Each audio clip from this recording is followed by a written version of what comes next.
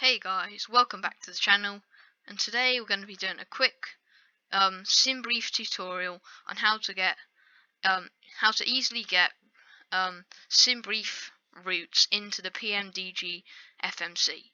So we'll just go ahead and get straight into it. So first thing you want to do is go to Simbrief Flight Planner, or just go Simbrief, and it'll be the first thing that comes up on your internet browser, whether it's Chrome, Google, Mozilla, Firefox, and you want to click it. You will have to make an account. It's free. I'd really recommend using it and making an account because it's a really useful website for the FMC and PMDG aircraft, and it just makes everything a whole lot easier if you're not really too confident on the FMC. So once you've logged onto here and you've made an account, you should come to something such as this page, which is just going to load up now. You should come to a page that looks something like this. So you'll see you'll have all this information and you don't really know what it means. So I'm basically just going to give you a little bit of a brief tutorial on what to do here. So we'll start at the top. So the first thing you want to do is put in your airline. So if it's Ryanair, it will be RYR, or it could be TRA, or basically anything like that. So I'll put in RYR. And then my flight number, you can put in anything you want, so I'll just put in 1, 2 for all that. Just put in any random flight number you want, and then obviously this will be my call sign. And then you'll come to your departure airport and arrival airport. So let's say I want to go from EGLL to LAAL, which is Alicante in Spain. And if we scroll down, we'll see you'll have this line, and basically all these black boxes are the waypoints that you'll follow down to Alicante.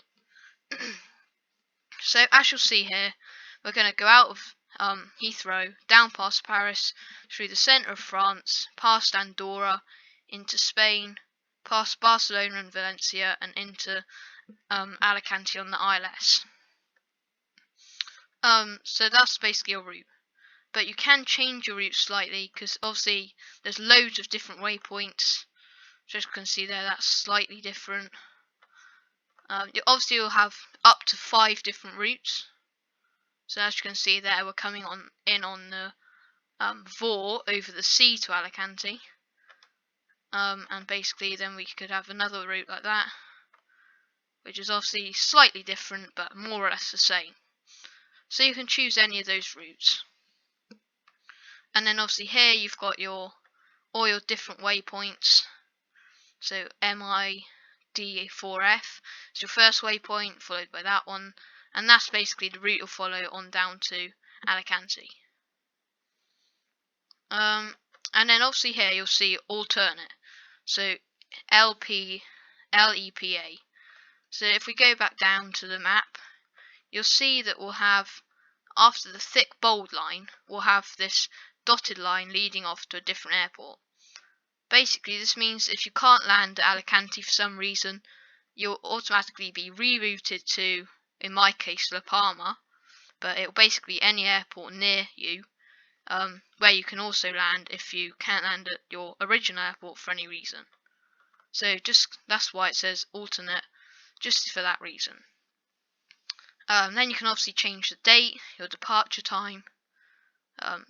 That's optional if you want. There's nothing wrong with it.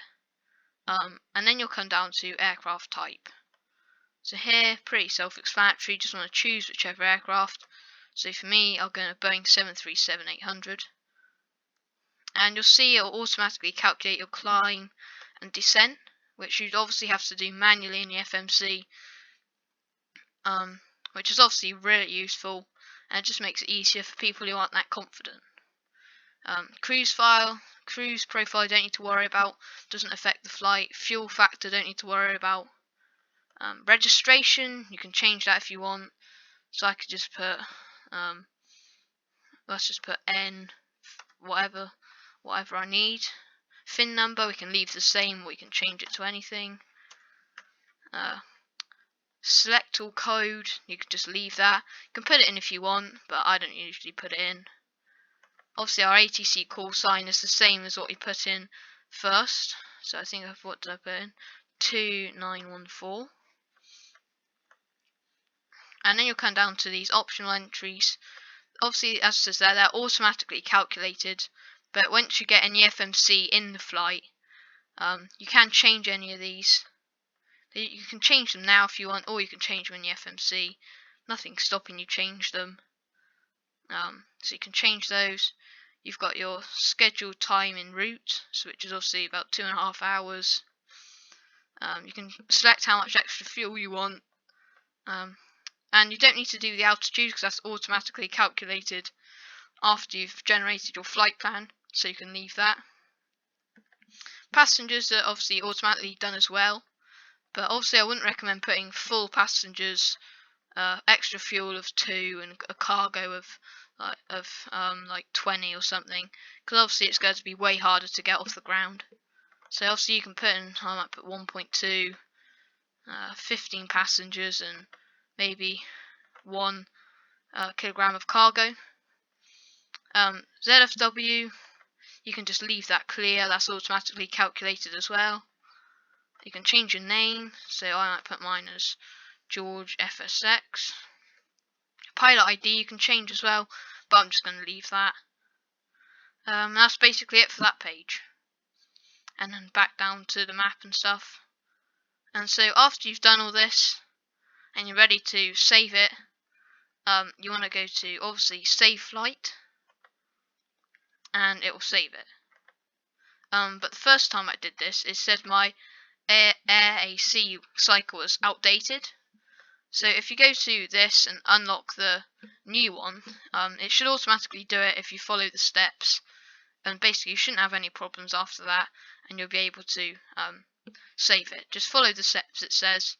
I was slightly confused, but in the end it just worked out. So if you do save it, and if you need any help with it, leave that in the comments. But if you have saved it, then you want to go to generate flight plan. And yes, you want to overwrite any previous flight plans because this is a new flight. And you'll see it'll take a couple of seconds just to process your flight plan. It's obviously pretty quick, which is really useful. You don't have to wait forever. So that's just another thing that really makes this website good. And then you'll come down to this page. So as you can see, we've got our airline, the same flight number, aircraft, call sign, departure and destination and alternate, and it automatically calculated our cruise at 23,000 feet, date and departure, airtime, everything's the same, and anything we left has been automatically calculated, which makes it really useful. You've got however much fuel you've got already, extra fuel, fuel altogether, and your fuel and how much you weigh with passengers. And you'll see your routing, which we looked at before, and then you'll come back down to all your waypoints. So once you've checked everything looks fine and you're ready to get it to the FMC, this is what you need to do. So you need to keep on going down. You can read through the paperwork if you want. It's way more detailed.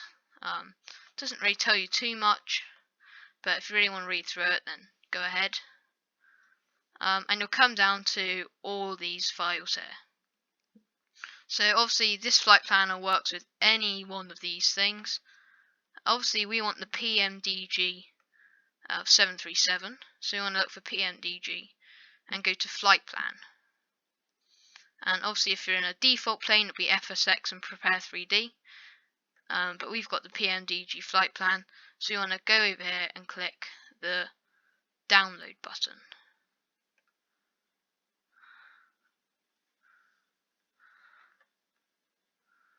And after that, all you want to do then is just go to your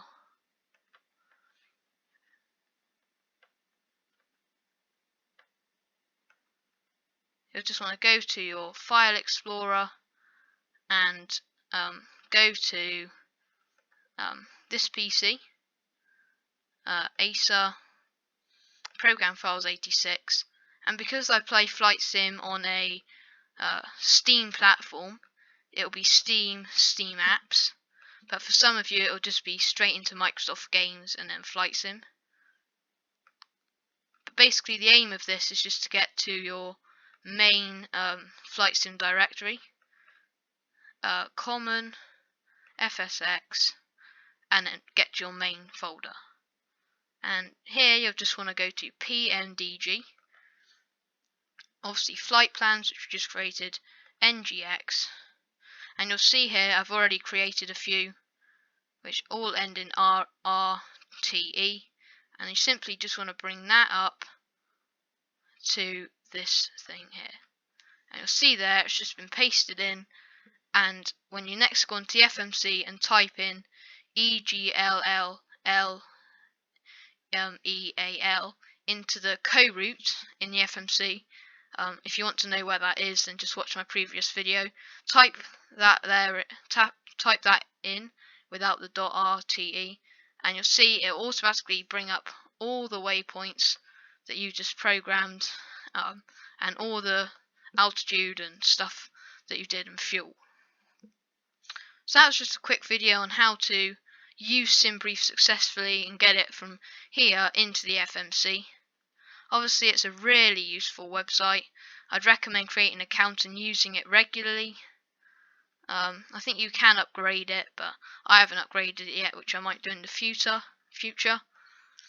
But if you found this video useful, then just put it down in the comments. Don't forget to like and subscribe, and I'll see you guys in the next video, episode 3 out of 3, which will be using the FMC for an ILS landing. Thanks for watching, and I hope to see you in that video in a couple of days.